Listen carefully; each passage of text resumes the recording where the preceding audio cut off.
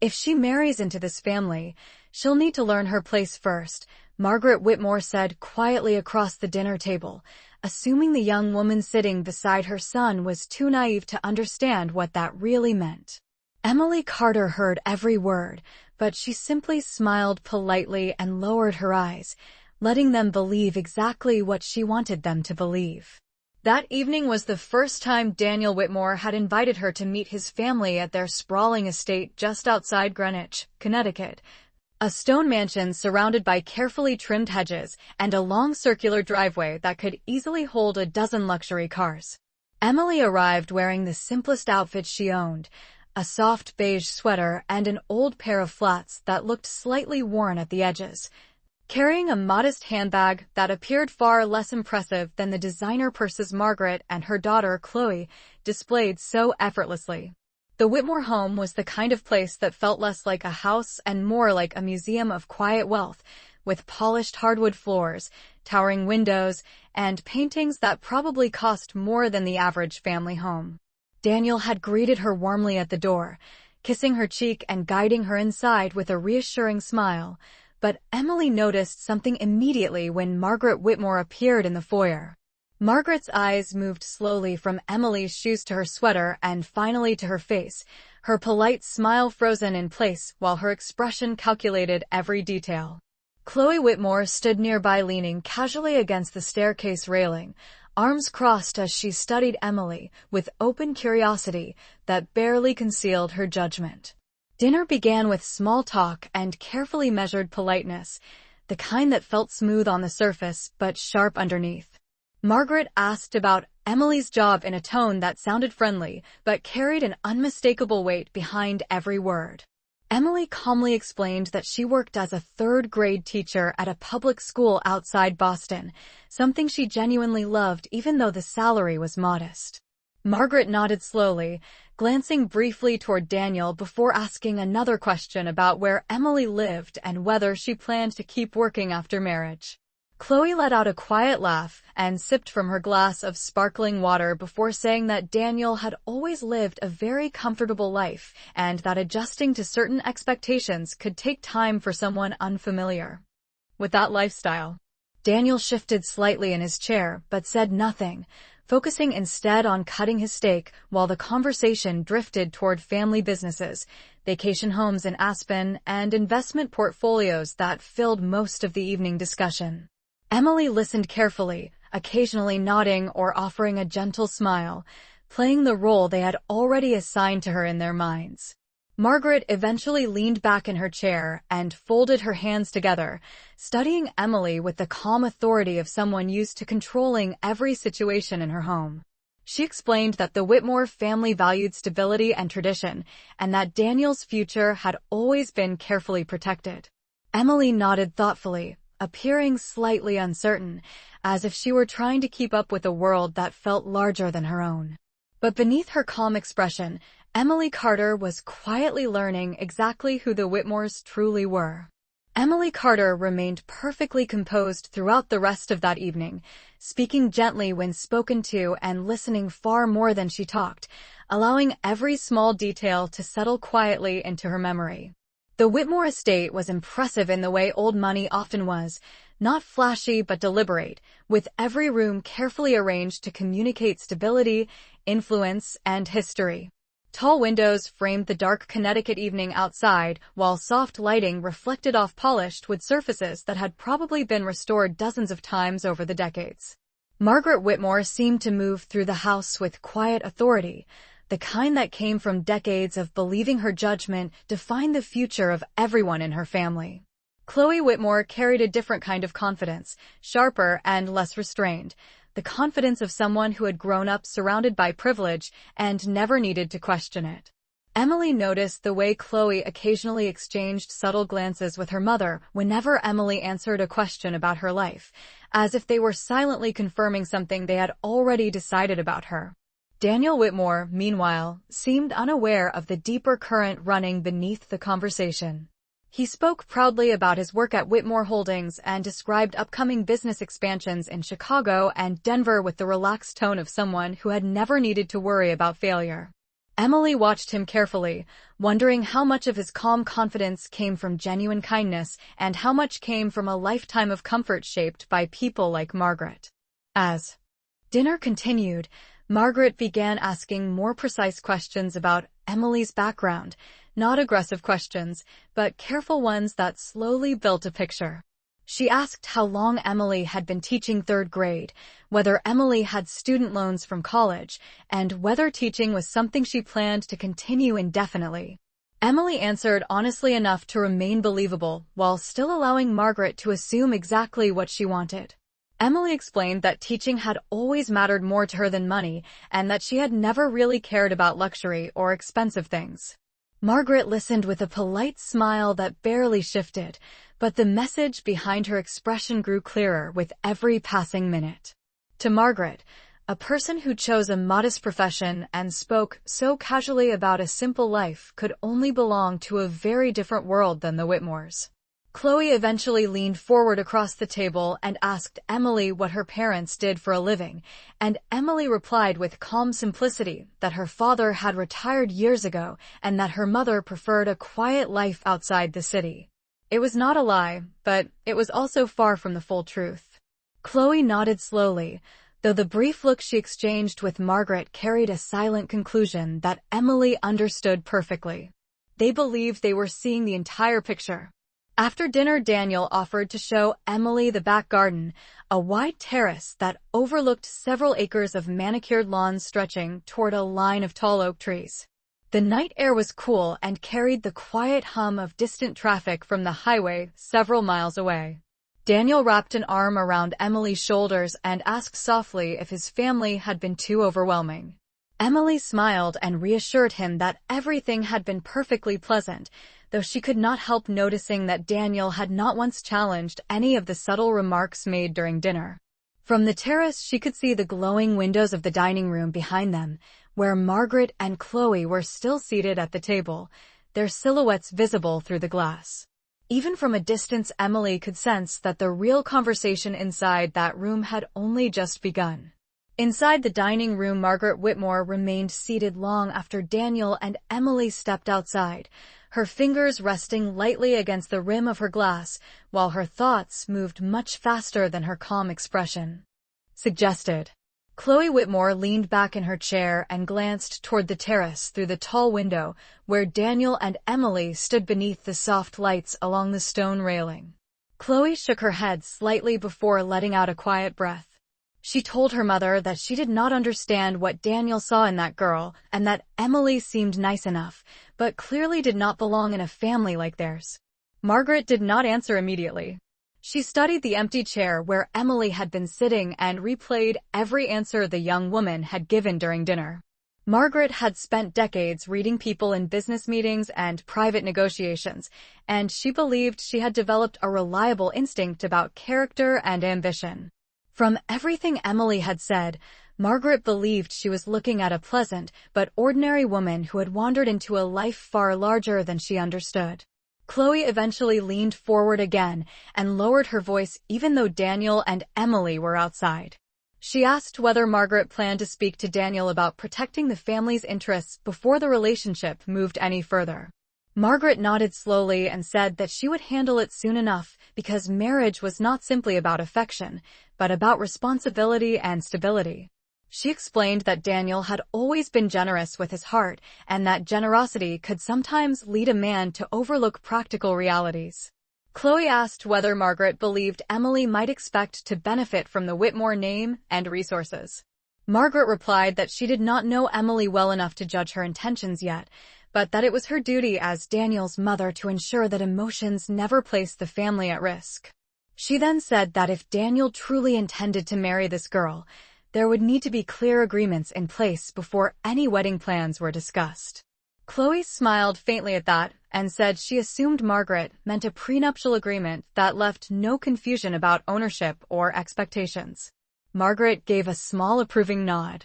She said that such arrangements were normal for families with significant assets and that anyone who truly cared for Daniel would understand why it was necessary. Through the window, they could still see Daniel and Emily talking quietly on the terrace, their silhouettes framed by the gentle glow of the garden lights. Chloe tilted her head slightly and asked whether Margaret believed Emily would accept those terms without hesitation. Margaret responded that if Emily truly valued Daniel for who he was rather than what he possessed, signing such an agreement would not trouble her at all. Chloe seemed satisfied with that reasoning and stood from the table, walking slowly toward the window as she studied Emily from a distance. She observed that Emily carried herself with a calm confidence that did not quite match the modest life she described earlier. Margaret followed Chloe's gaze and considered that observation carefully. For a moment Margaret wondered if there might be something about Emily that she had not yet fully understood, but she dismissed the thought almost immediately. Years of experience had taught Margaret to trust patterns rather than intuition. Emily had spoken like a woman who lived a small and uncomplicated life, and Margaret believed appearances rarely lied in situations like this.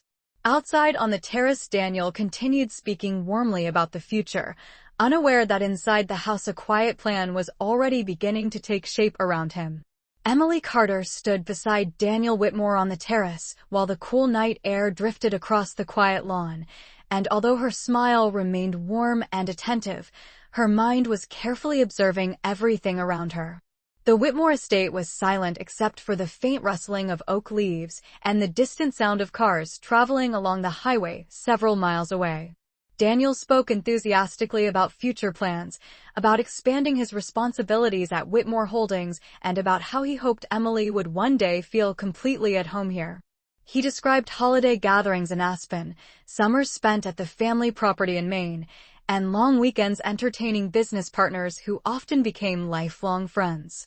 Emily listened closely, nodding gently as he spoke, though she noticed something subtle in the way Daniel described his future. Nearly every plan involved expectations that had already been shaped by his family long before she entered his life. When Daniel finished speaking, he asked softly whether the evening had been uncomfortable for her. Emily answered calmly that his family had been perfectly polite and that large houses and formal dinners simply took a little time to get used to. Daniel laughed lightly at that and assured her she would adjust quickly. He explained that his mother could sometimes appear serious when meeting new people, but that she always meant well and only wanted what was best for the family. Emily said nothing more, though she understood that Daniel truly believed those words. After a few more minutes, Daniel offered to bring her coat from inside the house, and as he stepped through the glass doors, Emily remained on the terrace alone for a brief moment. From where she stood, she could see directly through the tall windows into the dining room where Margaret Whitmore and Chloe Whitmore were still seated. Their conversation appeared quiet but focused, and although Emily could not hear the words, she could easily read the tone of their expressions.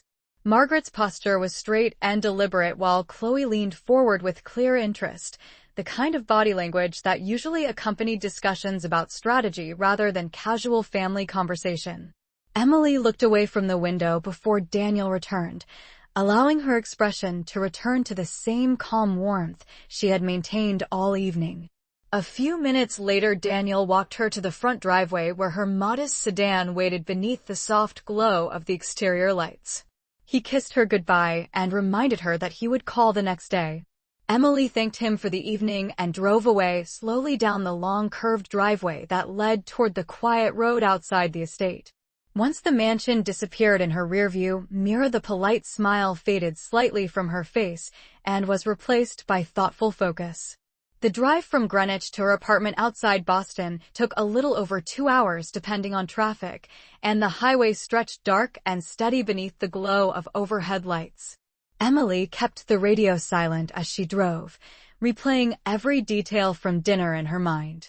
Margaret's carefully measured questions, Chloe's quiet amusement, and Daniel's comfortable acceptance of the entire atmosphere formed a pattern that Emily recognized immediately.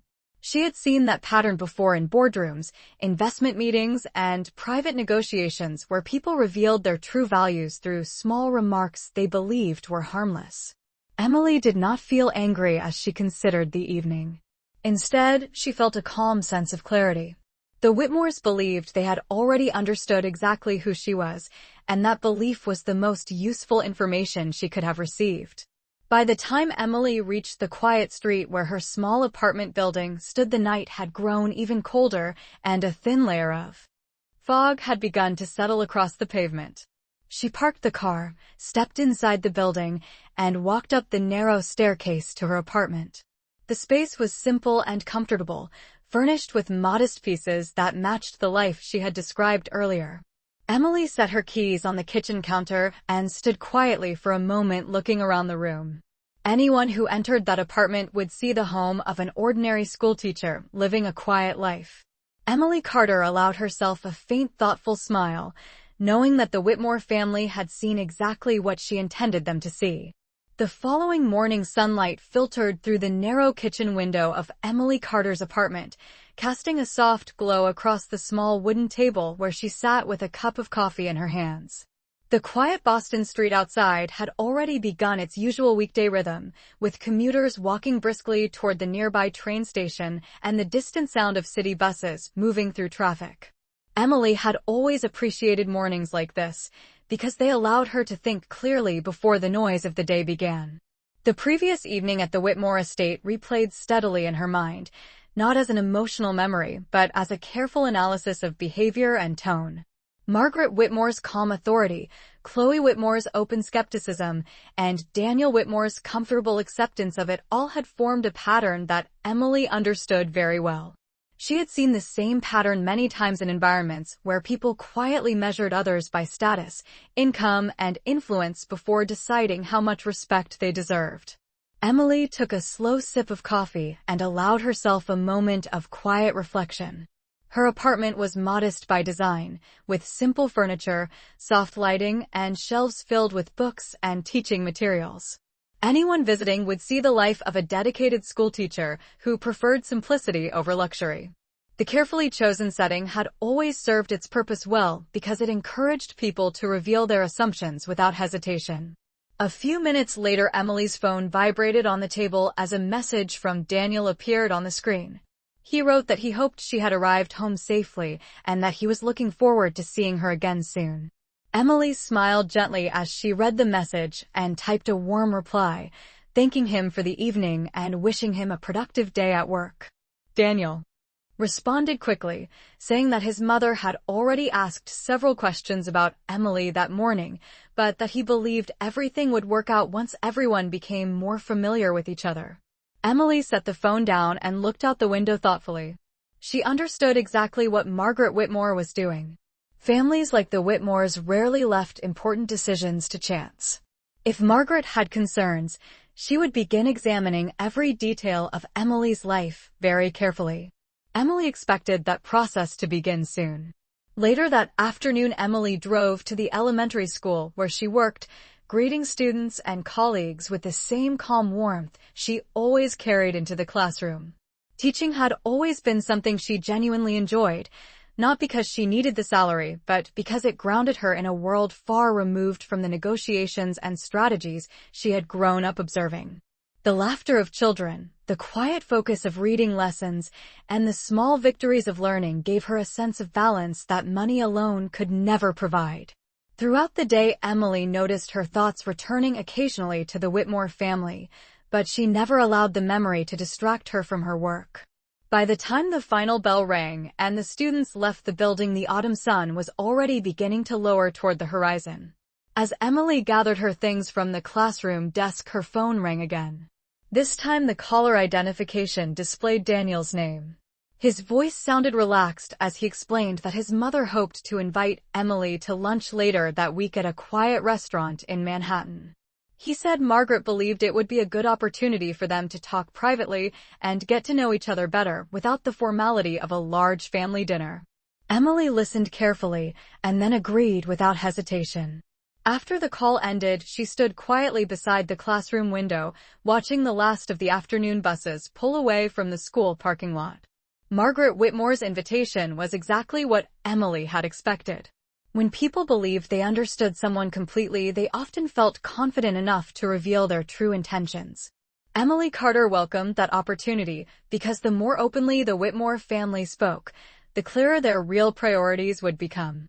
2 days later, Emily Carter stepped out of the subway in Manhattan just after 11 in the morning, the cool autumn air moving gently between the tall buildings that line the busy avenue.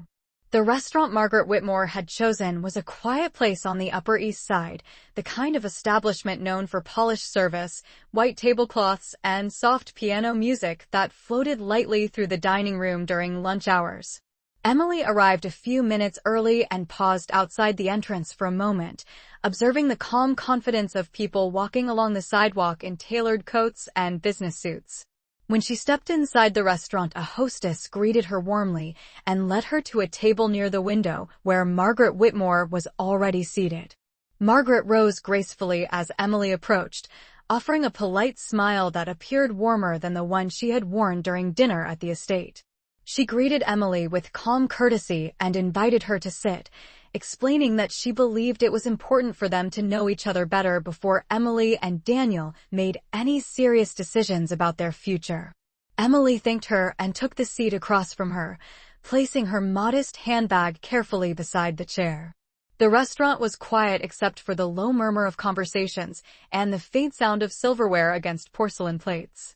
A waiter brought water and menus, though Margaret closed hers almost immediately and ordered a light lunch with the confidence of someone who visited often. Emily chose a simple salad and tea, maintaining the same understated presence she had shown before.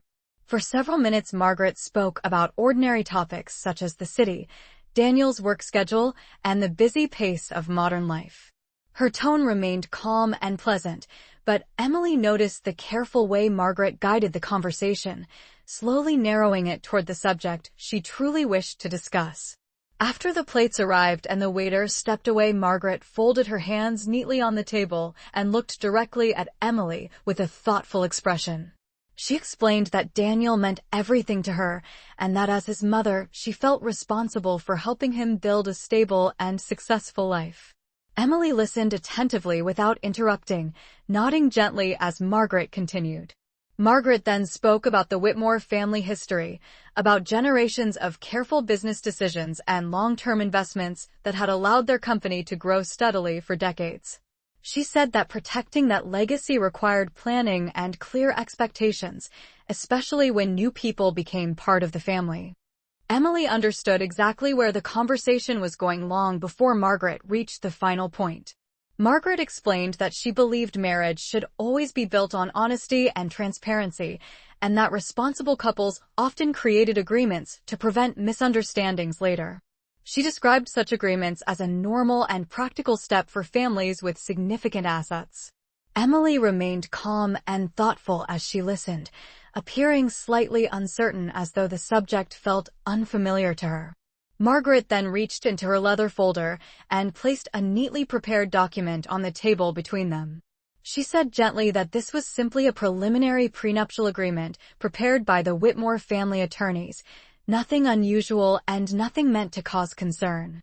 She added that if Emily truly loved Daniel and intended to build a life with him, signing such a document should not be difficult because it only protected what already existed. Emily looked down at the document for a moment before lifting her eyes back toward Margaret. Her expression remained polite and composed, the same quiet confidence she had carried since the beginning. Margaret believed she was presenting a reasonable request to a young woman with very little experience in matters of wealth and legal arrangements. What Margaret did not yet understand was that Emily Carter had spent her entire life watching conversations exactly like this unfold. Emily Carter lowered her eyes to the document resting neatly on the table between them and allowed several quiet seconds to pass before she touched it. The restaurant remained calm around them, the soft sound of piano music continuing in the background while sunlight filtered through the tall windows along the street. To anyone observing from across the room, the moment would have appeared completely ordinary, simply a mother and her future daughter-in-law discussing practical matters before a marriage. Emily gently lifted the document and began reading the first page with slow, careful attention.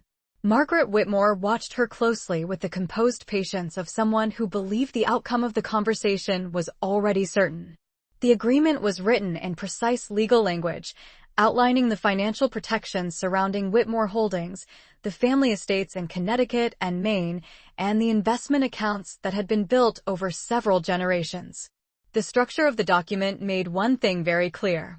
If Emily married Daniel Whitmore and later separated from him, she would leave the marriage with nothing that belonged to the Whitmore family. Emily continued reading without any sign of discomfort, occasionally turning a page while Margaret sipped her tea. Margaret explained calmly that documents like this were very common among families with significant business interests, and that Daniel himself fully understood why it was necessary. Emily looked up briefly when Margaret mentioned Daniel's name and asked in a quiet voice whether Daniel had already reviewed the agreement. Margaret replied that he had been informed of its purpose and trusted his mother's judgment in matters that affected the long-term stability of the family. Emily nodded slowly and returned her attention to the final pages. When she finished reading, she placed the document back on the table exactly where Margaret had set it. For a moment, neither woman spoke. Margaret's expression remained calm and reassuring, as though she expected Emily to simply accept the arrangement with gratitude for being included in their world. Emily folded her hands lightly together and asked a gentle question about one specific clause that described the ownership structure of Whitmore Holdings.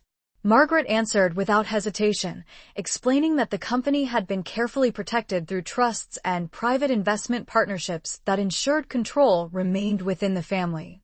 Emily listened with genuine interest and asked another small question about the valuation structure listed near the end of the agreement.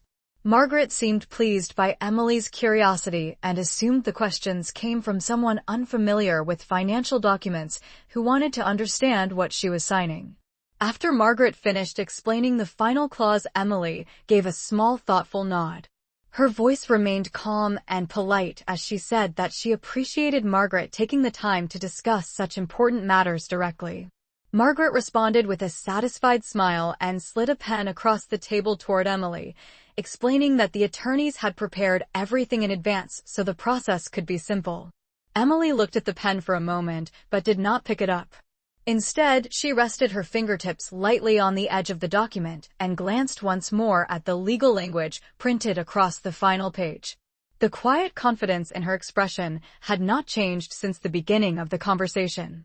Margaret Whitmore believed she was guiding a young woman through a practical decision. What she did not realize was that Emily Carter understood every detail of the document far better than she did. Emily Carter looked at the pen resting on the table between them and allowed another quiet moment to pass.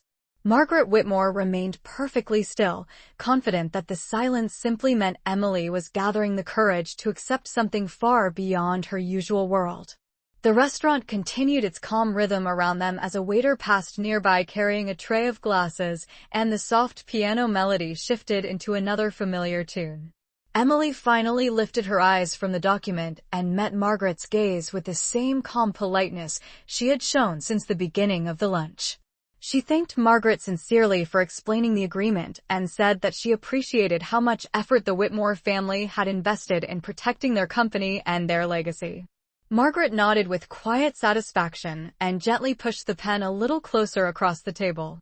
She repeated that the agreement was only a formality and that responsible families often handled such matters early to prevent confusion later. Emily listened without interrupting and then lightly touched the corner of the document again, almost as if she were reviewing it one last time. Her voice remained warm and respectful as she said that she completely understood the importance of legal clarity, especially when businesses and long-term investments were involved. Margaret's expression relaxed slightly because the response sounded exactly like the beginning of agreement. For several seconds, Emily appeared to consider the final page. Then she looked back up and asked one more quiet question about the valuation structure mentioned earlier in the document. Margaret repeated her explanation with confidence, describing how Whitmore Holdings had been protected through several investment partnerships and how the company had steadily grown in value over the past 20 years. Emily nodded thoughtfully as Margaret finished speaking. Then she gently slid the document back across the table toward Margaret instead of picking up the pen. Margaret paused for the first time since the conversation began. Emily's expression remained calm as she spoke in the same polite tone she had used all afternoon. She said that the agreement was written very clearly and that she respected the effort the Whitmore family had made to secure their interests. Margaret's eyes narrowed slightly as she waited for the rest of the sentence. Emily continued by explaining that she had spent many years watching financial agreements and corporate negotiations unfold around her family. Because of that experience, she had developed the habit of examining documents carefully before making decisions. Margaret's posture straightened slightly as the conversation shifted in a direction she had not expected. Emily calmly explained that several clauses within the agreement relied on valuation estimates that did not fully reflect the current investment structure surrounding Whitmore Holdings. Margaret blinked once, surprised by the specificity of the comment. Emily then mentioned one particular partnership listed in the document and explained that its structure had changed nearly 3 years earlier during a private capital expansion. Margaret stared at her for a moment, clearly uncertain how Emily could possibly know such details. Emily's tone remained steady and calm as she continued. She said that understanding those details was easy for her because the investment group responsible for that capital expansion was Carter and Langston Private Equity. Margaret's expression finally lost its quiet certainty. Emily did not raise her voice or change her polite demeanor. She simply added that Carter and Langston was founded by her father nearly 3 decades ago and that the firm had quietly become one of the largest private investors connected to Whitmore Holdings. The restaurant remained calm and quiet around them, but the balance of the conversation had changed completely. For the first time since the lunch began, Margaret Whitmore realized that the woman she believed she understood was someone entirely different. Margaret Whitmore did not speak for several seconds after Emily Carter finished explaining the connection between Carter and Langston Private Equity and Whitmore Holdings. The quiet dining room suddenly felt different, even though nothing around them had changed. The same piano music continued drifting softly through the restaurant, and the same calm conversations filled the nearby tables, yet the balance of the moment had shifted in a way Margaret had never anticipated. Emily remained composed, her posture relaxed and her voice steady, as if she had simply clarified a small misunderstanding rather than revealed information capable of altering the entire direction of the conversation. Margaret slowly glanced down at the prenuptial document resting on the table and then back up at Emily, studying her face more carefully than she had at any point during their meeting. For the first time, Margaret was no longer evaluating Emily as a young woman from a modest background trying to enter an established family. Instead, she was trying to understand how she had misjudged someone so completely. Emily continued speaking in the same calm tone, explaining that Carter and Langston had quietly supported a number of expanding companies over the past 2 decades, often preferring to remain in the background rather than publicly attach their name to every partnership. Whitmore Holdings had been one of those partnerships. The capital expansion Margaret had mentioned earlier was only one of several strategic investments the firm had arranged to help the company grow during a particularly competitive period in the market. Emily added that she had followed those developments closely because her father believed it was important for every member of the family to understand the businesses they were connected to. Margaret listened carefully, her earlier confidence replaced by a much quieter attention. Emily then explained that her decision to live modestly and work as a teacher had always been a personal choice rather than a necessity.